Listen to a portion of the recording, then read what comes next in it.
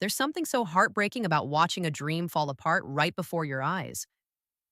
One day, everything looks perfect on the outside: smiling faces, big family celebrations, promises of forever.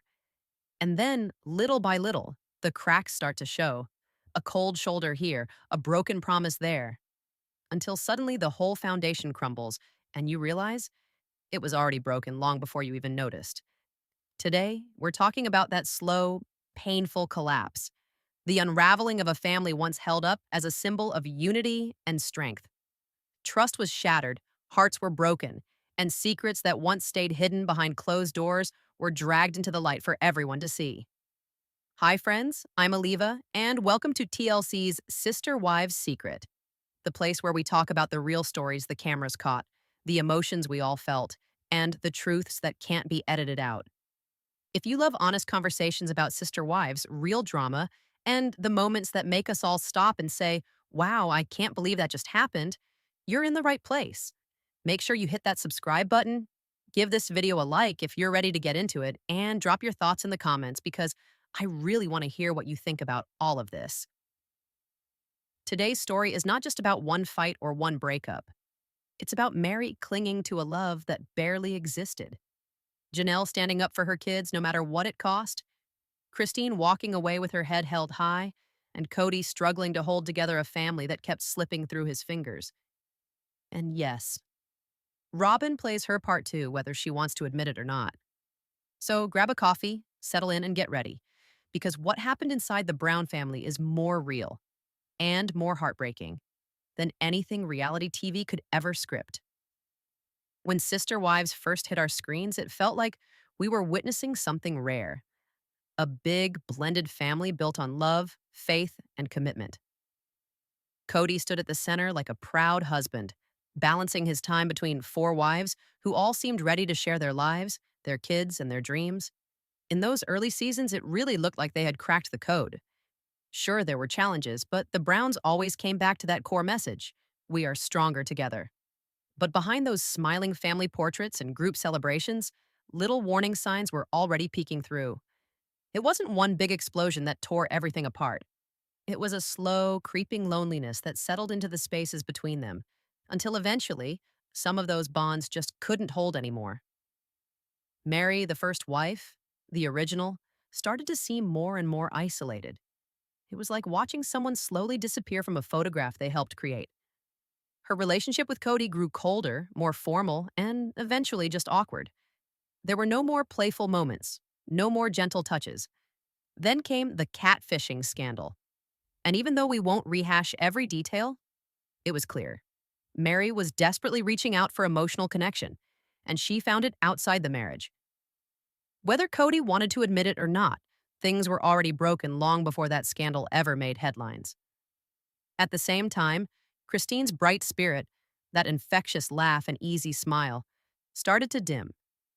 She had always fought for her place, but little by little, it became obvious that she was feeling overlooked and pushed aside. The effort it took just to be noticed by Kody was starting to wear her down, and you could feel it every time she forced herself to smile through another family gathering where her needs were invisible. And while the cracks grew wider, something else was happening too. Something much quieter, but just as damaging. Kody's bond with Robyn was deepening, and not in a way that felt equal. While he seemed detached and distracted with the other wives with Robyn, he was present, attentive, protective. It didn't take a genius to notice. The dynamic had shifted, and even though no one wanted to say it out loud, the atmosphere around the family changed.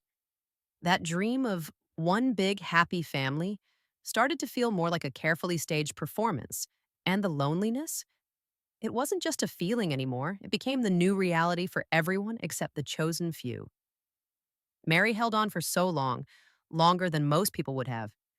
Episode after episode, we watched her hoping, praying, almost pleading for a love that just wasn't coming back. It was heartbreaking to witness, not because she didn't try hard enough, but because sometimes no matter how much you give, you just can't force someone to choose you.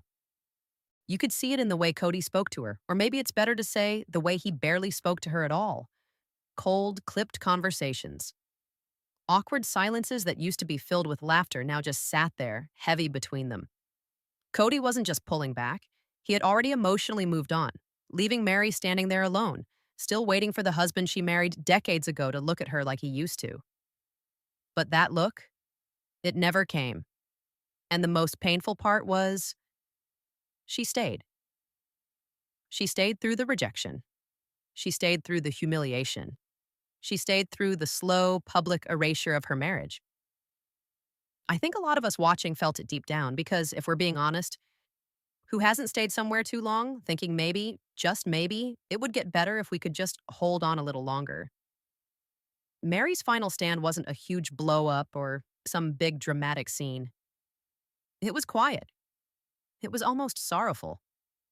It was the moment she realized that begging for someone's love doesn't make them love you more. It just empties you.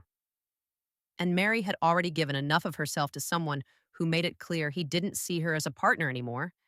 That realization, that heavy, painful clarity, is what finally broke the spell. And sometimes the biggest moment of freedom comes not when you slam the door, but when you finally stop standing at it, hoping they'll invite you back inside. Her journey to that point wasn't fast, and it sure wasn't easy. But the strength it takes to finally say no more, that's something nobody can take away from her. For so many years, Janelle was the calm in the storm, the steady hand, the practical one who kept the peace when emotions ran too high. She wasn't flashy, she wasn't loud, but she was the glue that held so much of that family together. And yet, even glue gets tired of holding pieces that don't want to stay.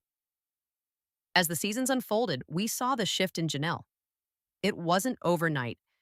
It wasn't some explosive moment. It was a slow, steady rising of her own voice, one that had been too quiet for far too long. You could feel it when Christmas came, and everything broke wide open. When Kody demanded loyalty, demanded obedience, demanded the kids fall in line. Janelle didn't cave. She didn't side with him for the sake of keeping the peace. She stood with her children, her heart, her blood, and said no. That moment was powerful because it wasn't just about a holiday gathering. It was about years of her being the one to bend and compromise, years of keeping her opinions tucked away because that's just how things are. This time she didn't do it. She couldn't.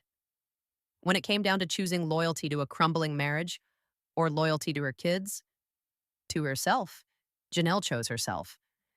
And honestly, it was one of the most relatable human moments we've seen on the show. How many women stay trapped in loyalty to a system that no longer values them, simply because it's what they've always done? How many mothers put themselves last, believing that's what love is supposed to look like? Janelle's story showed that love isn't about sacrificing your soul. Real love, for your kids, for yourself, sometimes means walking away from the very thing you once built your world around. It wasn't easy for her. You could see the pain, the heartbreak of losing the dream she had worked so hard to protect. But what she gained was something so much deeper: self-respect, freedom, a future that wasn't tethered to someone else's rules anymore. Watching Janelle rise into her own power was nothing short of inspiring. She stopped surviving and started living. And honestly, isn't that what real strength looks like? Christine's journey has been nothing short of breathtaking to watch. For years, we saw her trying so hard to hold it all together, smiling through the pain, putting on a brave face while her heart was quietly breaking. But there came a point when surviving wasn't enough anymore. Christine made the decision that so many fear. She chose herself. And when she did, something incredible happened. We saw her smile again, and not the forced, polite smile she wore for so long. No, this was different. This was the kind of smile that reaches your eyes, that lights up a room. Watching real footage of Christine laughing freely, being silly with her kids, moving through her home with an energy we hadn't seen in years, it was like watching someone come back to life. Christine proved something powerful: that heartbreak doesn't have to be the end of your story. Sometimes it's the very beginning of the best chapter you'll ever write. She didn't just leave a marriage, she reclaimed her voice, her joy, her future. And honestly, friends, sometimes walking away is the bravest love story of all. It's not always about staying and fixing what's broken, no matter how much time or heart you've invested. Sometimes it's about honoring, the quiet voice inside you, the one that knows you deserve better, even when the world tells you to just hold on a little longer. Christine showed all of us that real strength isn't in clinging to a life that no longer fills you with joy. It's in stepping into the unknown with hope, even when your heart is still healing. Christine's decision wasn't just about leaving a marriage, it was about reclaiming herself, about choosing happiness over history, about deciding that she was worthy of a life that felt good, not one that only looked good from the outside. And that, my friends, takes a level of bravery most people never talk about. Her journey reminds every single one of us that it's never too late to choose yourself. It's never too late to look around, realize you're not thriving, and make a new choice. It's never too late to dream a new dream. And maybe most importantly, it's never too late to be proud of the woman you're becoming, even if the road to get there was messy, painful, and full of tears. Christine taught us that healing doesn't always come from staying. Sometimes it comes from standing up, walking away, and daring to believe that there's something better waiting for you, something peaceful, something joyful, something real. And honestly, that's the kind of love story that deserves to be celebrated the loudest. Now, as the dust settles, it's clear how much has changed. Kody stands surrounded by the ruins of what he once called a family, trying to make sense of the broken trust, the lost connections, the empty spaces where loyalty used to live. Meanwhile, the women he once thought would always stay have found their own paths, their own peace, and their own power. Meri, Janelle, and Christine are no longer just surviving under the weight of a fractured dream. They are thriving on their own terms, in their own beautiful ways.